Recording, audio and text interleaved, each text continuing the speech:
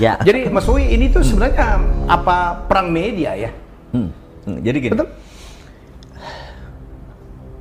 Kita ngelihat sejarah sebentar, 2012 Xi Jinping jadi ketua Partai Komunis Cina, kemudian 2013 dia menjadi presiden. Jadi ada 3 jabatan struktural yang sangat powerful dipegang oleh Xi Jinping. Ketua Partai Komunis Cina, Presiden Cina, dan Panglima tertinggi dari People Liberation Army, PLA gitu ya. Nah ini sangat powerful sekali. Dan dia punya Perdana Menteri, Li, itu banyak sering berdebat.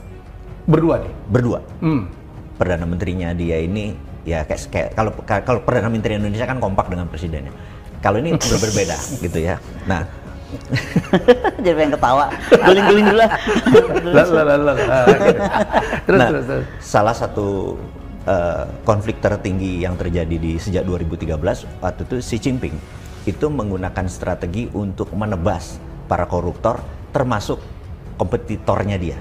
Jadi mereka-mereka yang protege-nya Jiang Zemin itu banyak yang disikat sekalian dengan tuduhan korupsi gitu ya. Jadi hater di jabatan di Tiongkok itu sangat tinggi. Puncaknya adalah di 2020 sampai sekarang, di mana zero COVID policy-nya Xi Jinping ini terlalu keras. Terlalu keras ya.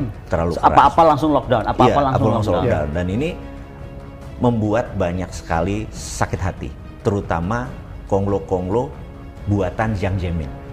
Jadi selama 30 tahun terakhir, Tiongkok itu hebat sekali karena menciptakan 1.100 bilioner dan 980.000 milioner. Itu world class loh. Gila nggak? Keren ya? Gitu. Oh iya, datanya dia. Nah, Xi Jinping ini di 10 tahun terakhir jabatan dia hanya menciptakan nggak sampai 100. Jiang Zemin yang paling berprestasi, termasuk Alibaba dan lain sebagainya. Jack Ma dan sebagainya ya. Iya kan, itu dan mereka ini memang menjadi batu apa ya, pain in the ass-nya Xi Jinping dengan polisinya dia, di mana dia ingin menjadi presiden seumur hidup. Di tahun 2018 dia membuat keputusan, bentar lagi Kongres Partai Komunis Cina nih November, dia membuat keputusan untuk presiden bisa seumur hidup. Jadi 5 tahun dia buka. Jadi ya kayak sekarang lah, mau 3 periode, nanti di 4 periode sekarang. Mirip itu yang saya bilang nih, pembelajarannya mentornya siapa ya? Gitu, kira-kira gitulah. Kira-kira ini. Nah ini ngomong sekalian buat alarm ngebangunin teman-teman yang ini kita gitu. Nah di ributnya terakhir, yang ribut terakhir itu adalah Xi Jinping melakukan banyak sekali pemblokiran terhadap aset-aset diambil oleh negara. N-Group-nya diambil, N-Group-nya si Jack Ma itu diambilin semua, lebih dari kali 50 bilioner asetnya diambil.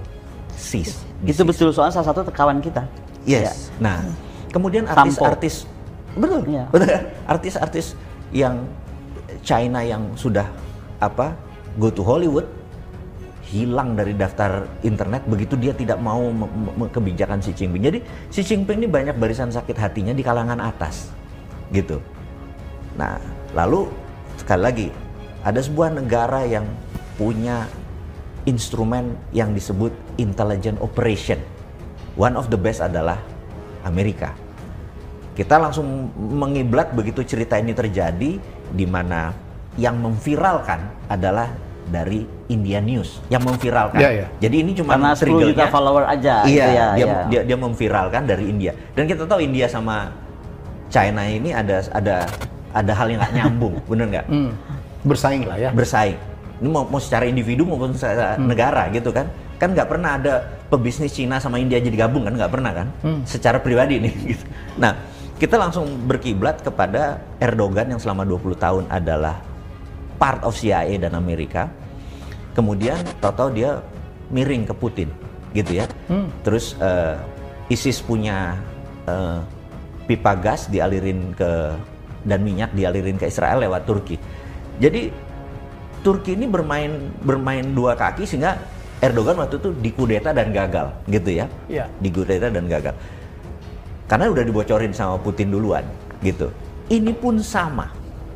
Skenarionya sama. Memang ada rencana gerakan pengkudetaan itu rencananya.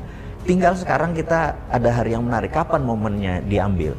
Xi Jinping itu terakhir pergi ke Italia, alias dia sudah 1000 hari tidak pernah keluar China, gitu. Baru kemarin keluar ke Asia Tengah, ada rapat, dalam 16 jam dia balik lagi, karena ada gerakan. Oh.